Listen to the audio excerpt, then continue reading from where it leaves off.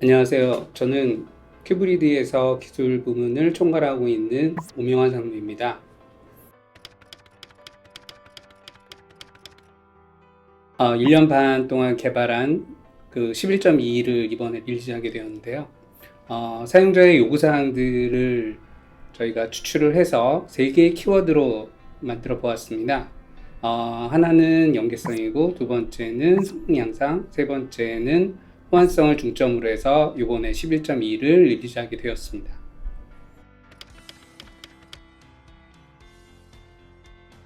연계성에는 두 가지 기능들을 지원하게 되었습니다.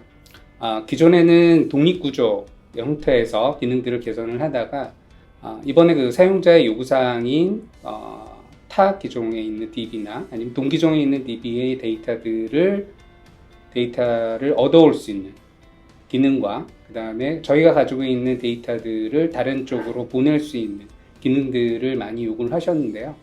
이번 11.1에는 데이터베이스 링크라는 기능과 그 다음에 서플리멘트 로깅을 통해서 저희 데이터들을 주고받을 수 있는 기능들을 지원하게 되었습니다.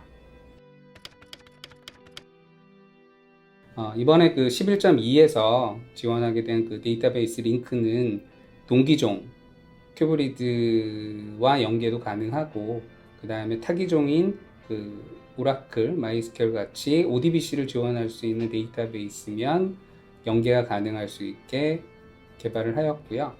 또한 그 ODBC를 좀 확장을 해서 그 오라클의 DB 링크나 MS SQL 링크드 서버서로부터 큐브리드의 데이터들을 가지고 갈 수 있게 제공하게 되었습니다.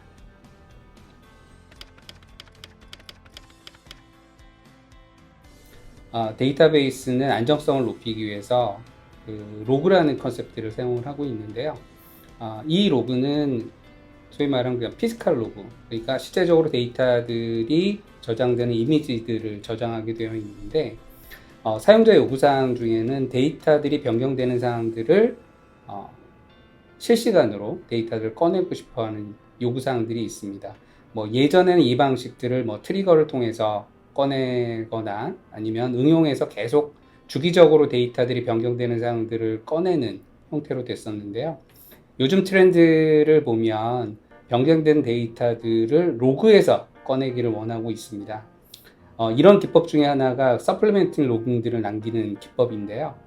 이 기법이 뭐냐면 그 피지컬 로그에 그 변경된 데이터들을 추출할 수 있는 로그들을 중간중간 삽입하여서 그 로그들을 추출을 해서 변경된 데이터들을 가져갈 수 있게 하는 기법입니다. 이 서플리먼트 로그들은 모든 데이터베이스에서 약간씩 다른데요. 저희 같은 경우에는 변경했던 트랜잭션을 발생했던 어떤 유저나 그 다음에 딜리트 같은 경우에는 예전에는 언두 로그가 안 남겼었는데 딜리트 같은 경우에는 이번에 언두 이미지 같은 것들을 남겨서 변경된 데이터들을 캡처할 수 있게 만들었습니다. 또한 그 변경된 그 데이터를 로지컬하게 남겼을 뿐만 아니라 그 데이터들을 외부에서 꺼내갈 수 있는 API들을 제공을 하게 되었고요. 그거를 베이스로 해서 저희는 이번에 플래시백 유틸리티들을 제공하게 되었습니다. 그리고 이런 API들을 사용하게 된다면 CDC 솔루션들에서 데이터들을 꺼내갈 수 있고요. 또 하나 리플리케이션을 통해서 타 DB 쪽으로 리플리케이션을 하거나 아니면 동기종에 있는 데이터들을 꺼내갈 수 있는 기능들을 제공할 수 있게 됩니다. 11.0에서도 저희가 키워드로 뽑아서 진행했던 부분인데요. 앞으로도 아마 계속 이 부분은 계속 진행을 할 거라고 생각이 됩니다. 이번에도 그 성능 개선한 부분은 한 4가지 정도를 중점적으로 진행을 했습니다. 하나는 질의 최적화 부분 쪽에서 진행을 했고요. 그 다음에 두 번째는 11.0에서도 진행했던 해시리스트 스캔인데요. 이번에는 모든 서브 쿼리에 대한 해시리스트 스캔이 가능할 수도 있게 수정을 했고요. 그 다음에 세 번째 부분은 11.0에서도 한번 리팩토링을 했는데 이번에 좀 많은 부분들을 리팩토링을 해서 그 오버헤드 부분이나 아니면 바틀렉 부분 되는 부분들을 제거를 해서 성능 부분을 개선을 했고요. 마지막으로 예전에는 딜리트 형태로 트렁케이트 테이블이 동작을 했었는데 이번에는 이 부분들을 그냥 리소스를 제거하는 형태로 해서 성능들을 많이 개선을 하였습니다.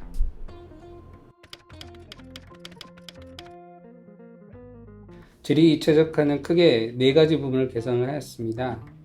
첫 번째는 이제 뷰를 머징하는 부분이고, 두 번째는 불필요한 셀렉트 리스트를 제거를 하였고요. 세 번째는 그 지리 중에 인덱스를 최대한 스캔할 수 있는 형태로 쿼리들을 리라이트를 하였고요. 마지막으로는 조건절들이 안쪽으로 들어가거나 아니면 바깥쪽으로 빠지면서 그 쿼리의 성능들을 개선할 수 있는 형태로 개선을 하였습니다. 그래서 각각의 케이스를 좀 보시면요. 첫 번째 케이스 같은 경우에는 그 뷰를 해체시켜갖고 단순한 형태로 그 풀어버린 형태고요. 이 성능들을 보시면 굉장히 많이 성능이 개선된 부분들을 보실 수 있습니다. 그 다음에 두 번째 케이스 같은 경우에는 서버 쿼리들이 중첩적으로 되어 있는 부분인데요. 이런 부분들도 단순한 형태로 그 뷰들을 해체할 수 있는 형태로 되는데요. 이 부분도 자동적으로 해체를 시켜서 단순한 쿼리 형태로 변경된 것들을 볼 수 있습니다. 그 다음에 세 번째 케이스 같은 경우에도 그 셀렉트 리스트에 서브 쿼리들이 많이 존재를 하는데요. 이 쿼리 같은 경우에는 굳이 이런 그 셀렉트 리스트들이 필요가 없거든요. 그래서 이런 부분들도 불필요한 셀렉트 리스트를 제거를 해서 성능들을 개선을 하였습니다. 그래서 성능 측정된 결과를 보면 많이 개선된 것들을 볼 수 있습니다.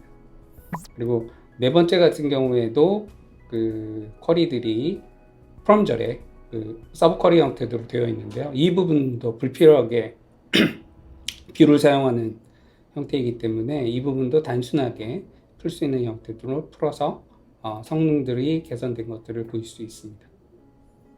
그래서 여기에 성능치를 보시면 그 첫 번째 예전 같은 경우에는 그 서브 쿼리들이 다 리스트 스캔을 통해서 그 조인되는 것들을 볼 수 있는데요. 이 부분들을 저희가 그 11.0이나 11.2에서 지원하고 있는 해스 리스캔을 태우면 좀 더 많은 성능들이 개선된 걸 볼 수 있지만 이 부분이 아니라 실제적으로 인덱스를 탈 수 있는 형태로 뷰가 머징이 된다 그러면 좀 더 좋은 성능들을 보일 수 있는 개선된 것들을 볼 수 있습니다.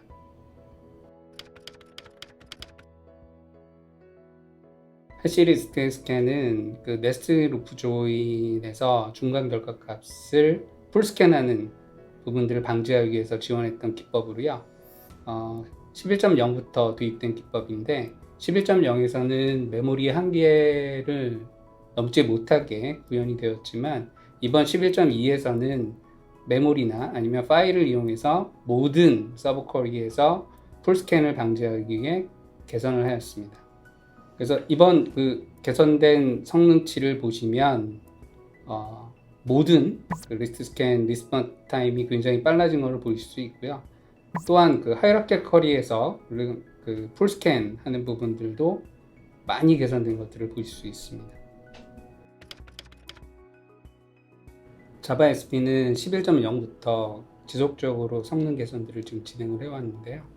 이번 11.2에서는 그 통신 부분이나 아니면 바틀렉이 되는 부분들을 리팩토링을 통해서 성능들을 개선을 하였습니다.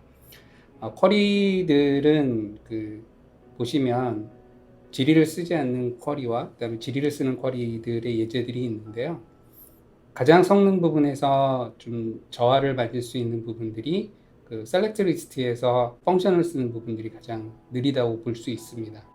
그래서 이런 부분들이 얼마나 개선됐는지를 한번 보시겠습니다.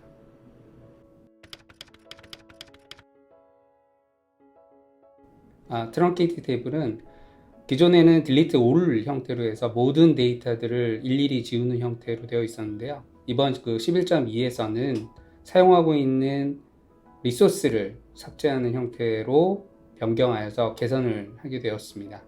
우리가 그 개선된 형태를 수치로 보시게 되면 왼쪽 같은 경우에는 그 데이터들이 메모리에 로딩되지 않은 상황에서의 그 기존과 그 다음에 이번에 개선된 사항들의 수치들을 보여주고 있고요. 그다음에 오른쪽에는 실질적으로 이제 사용자들이 사용을 하다 보면 데이터들이 메모리에 올라와 있다라고 생각을 했을 때 그 측정했던 수치입니다. 양쪽의 수치를 보셔도 보면 굉장히 그 개선된 것들을 볼 수 있습니다. 프라이머 키를 가지고 있는 테이블 또는 유니크 인덱스를 가지고 있는 테이블에 대해서 그 전체 레코드를 가져오는 질의를 수행을 했을 때 예전 같은 경우에는 각각의 레코드를 세서 결과를 리턴하는 형태였지만 이번 11.2에서는 통계 정보를 통해서 그 카운트에 대한 결과를 리턴할 수 있게 개선하였습니다.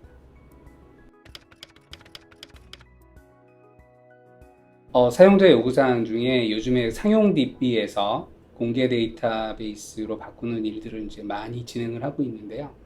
그 요구사항 중에 하나가 기존에 있는 개발된 코드들을 그대로 사용할 수 있는 형태를 많이 원하고 있습니다.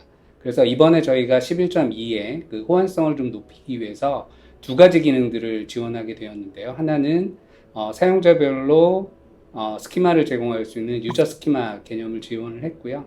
그걸 통해서 또 하나 다른 그 사용자 간의 테이블들을 동일 이름으로 사용할 수 있는 시노님 기능들을 지원하게 되었습니다.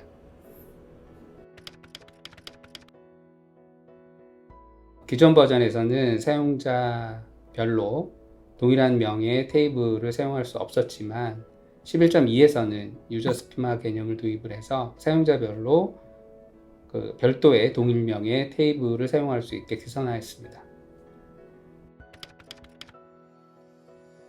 또한 그 테이블명이나 뷰명을 다른 이름으로 변경할 수 있는 시노님 기능들을 이번에 제공을 하게 되었습니다.